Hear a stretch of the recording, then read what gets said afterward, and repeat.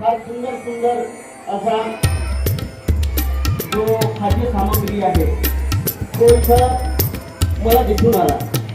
पण मला एक म्हणायचं आहे, हा जो खाद्य सामग्री बनवणं इथं विद्यार्थीचा सहभाग किती आहे आणि माता पालक आणि पिता पालक यांचा सहभाग किती आहे हा फार महत्वाची गोष्ट आहे.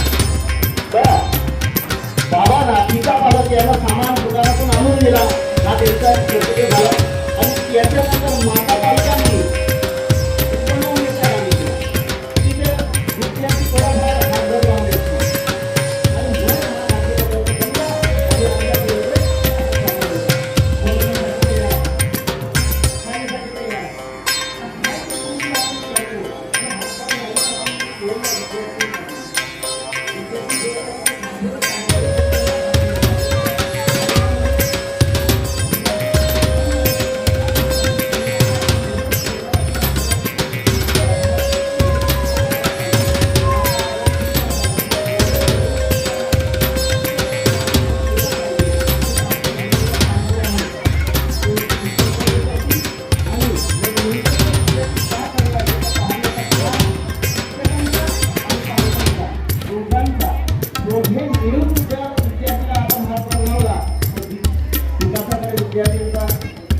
जाणे आपण थांबवू शकत नाही, नक्कीच जाते.